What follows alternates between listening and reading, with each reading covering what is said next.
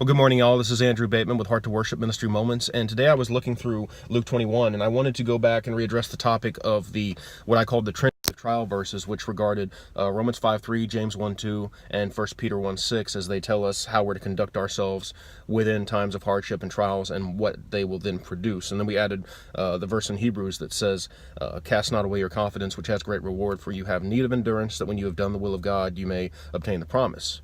And so now we have another one today. It's a very simple one, but it's one that I hadn't really grasped onto in the past because I hadn't been in Luke for a while. And it is Luke 21:19, which says, "By your patience possess your souls." By your patience possess your souls. So again, we've talked about patience in James 1:2, and we're going to revisit that. We've talked about endurance, and patience and endurance go hand in hand. They're built by our response to trials and our yielding to the Lord, obviously. But let's look at a little backstory on Luke 21:19, which again says, "By your patience possess your souls." So in Luke 21, it's talking about the signs and how we're to dictate the seasons and what we're to look for. Of course, when it talks about nation against nation and kingdom against kingdom, earthquakes, pestilences, fearful sights, great signs. But then in Luke 21:12, it says this: "But before all these signs, they will lay their hands on you and persecute you, delivering you up to synagogues and prisons. You will be brought before kings and rulers for my name's sake, but it will turn out for you as an occasion for testimony." Amen. "Therefore settle it in your hearts not to meditate beforehand on what you will answer, for I will give you a mouth and wisdom which all your adversaries will not be able to contradict nor resist. You will be betrayed even by parents and brothers, relatives and friends, and they will put some of you to death. And you will be hated by all for my name's sake, but not a hair of your head shall be lost." And here we go again, Luke 21:19, "By your patience possess your souls," right? Excuse me.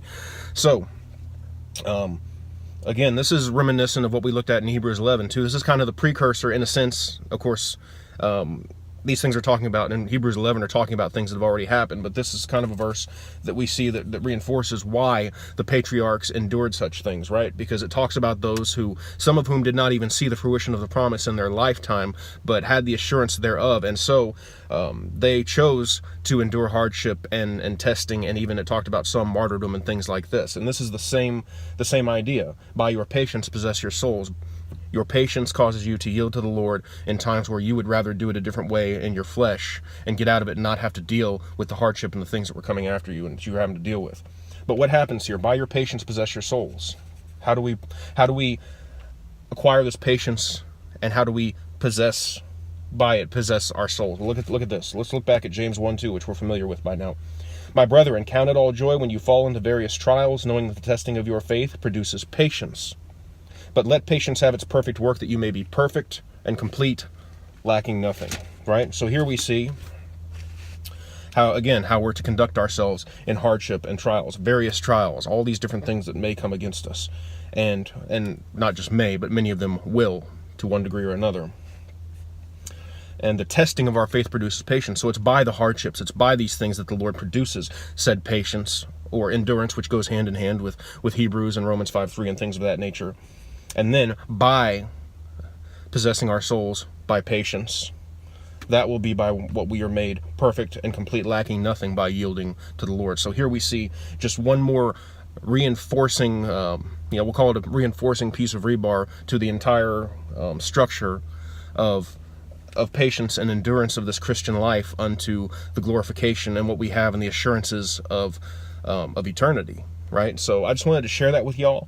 That's a good one to keep in mind, and it's a simple one, but it holds so much. So when we understand it's not just this one little simple verse, when we understand how this Trinity of trial verses as well, I can't keep calling it that because we've added on some since then. But when we understand how Luke 21:19 works in with Romans 5:3, James 1:2, 1 Peter 1:6, and then Hebrews 12:25, I think, I'm not positive, but that's the one that says, "Therefore do not cast away your confidence, which has great reward, for you have need of endurance, that when you have done the will of God, you may obtain the promise." I forget the exact address on that, but that's the verse I'm talking about. So when we see all these come together and how they work together, and then we look at Hebrews 11 talking about the patriarchs and seeing these principles not just as exhortation, but seeing them put into action and what they produce, and how people did this by faith, meaning some of them had not even seen or obtained what the Lord had assured would happen, because they knew it was assured, whether they were here to see it to fruition or not, that it would be, and that their inheritance, their eternal glory, was assured, because the Lord had said it, and the Lord The Lord can't lie. The Lord is holy and just, and he will keep his promise. So anyway, I just wanted to share that. I hope that helps some of y'all out. I know there's a lot of hardship and a lot of trial out there of varying degrees. Y'all pray for me. I'm going to pray for you. If you need anything specific regarding prayer or anything like that, please feel free to reach out. I appreciate y'all watching, and God bless.